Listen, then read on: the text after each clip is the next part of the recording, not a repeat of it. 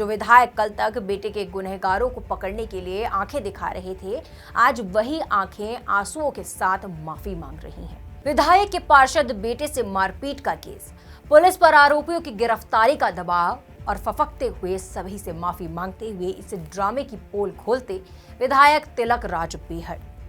ये कोई फिल्मी स्क्रिप्ट नहीं है, ये उत्तराखंड की राजनीति का ताजा चैप्टर है। इस किस्से ने रिश्तों, भरोसे और नैतिकता तीनों को कटघरे में खड़ा कर दिया है। जिस बेटे को पिता ने जिंदगी दी, उसी बेटे ने पिता की इज्जत दांव पर लगा दी। किच्छा से कांग्रेस विधायक तिलक राज बेहड़ का बेटा सौरभ बेहड़ अब एक पीड़ित नहीं बल्कि साजिश का आरोपी बन चुका है। 18 जनवरी को खबर आती है कि विधायक तिलक राज बेहड़ के बेटे पर जानलेवा हमला हुआ।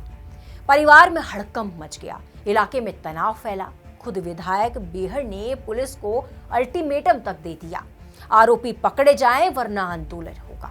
लेकिन अब पूरी कहानी उलट चुकी है। जो विधायक कल तक बेटे के गुनहगारों को पकड़ने के लिए आंखें दिखा रहे थे, आज वही आंखें आंसुओं के साथ माफी मांग रही हैं। मैं उसके साथ अब नहीं उसको अपना सकता। उसने मेरी समाज में छवि खत्म की है, मुझे उसने बर्बाद किया है, लोगों की नजरों में मुझे उसने गिराया है, खत्म किया है। सौरभ राज बेहड़ ने अपने एक दोस्त इंदर के साथ मिलकर स्वयं ही षड्यंत्र रचा है और ये जो कुछ हुआ है बहुत अच्छा नहीं हुआ है।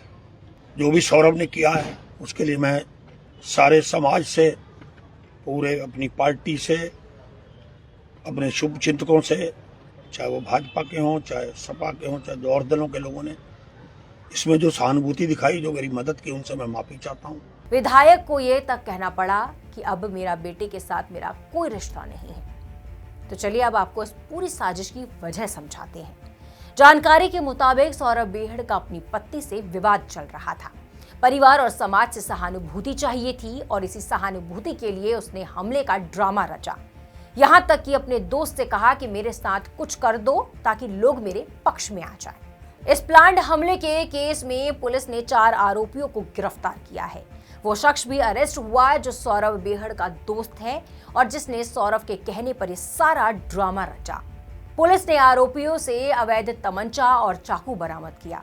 इस फर्जी हमले की पूरी साजिश का खुलासा हो गया। यानी जिसे प्रदेश पीड़ित समझ रहा था, वह खुद स्क्रिप्ट लिखने वाला निकला। इस पर तिलक राज बेहड़ कहते हैं, जिस बेटे ने मुझे किडनी दी, उसी ने मेरी छवि मिट्टी में मिला दी, समाज में मुझे शर्मिंदा कर दिया। शादी के बाद से ही वह उससे अलग रह रहा था। अब उसका कर्म माफी के लायक नहीं है। आज सवाल सिर्फ एक विधायक के बेटे का नहीं है। सवाल यह है, क्या सहानुभूति पाने के लिए कोई इंसान अपने पिता की इज्जत कुर्बान कर सकता है? क्या रिश्ते अब सिर्फ इस्तेमाल की चीज बन चुके हैं? ये बताना भी जरूरी है कि कल तक तिलक राज बेहड़ के तेवर गर्म थे। बेटे पर हमले के खिलाफ न सिर्फ कांग्रेस बल्कि दूसरी पार्टियों के लोग भी उनके साथ खड़े हुए थे। पुलिस पर आरोपियों को पकड़ने का दबाव बना रहे थे। लेकिन आज तस्वीर एकदम उलट है।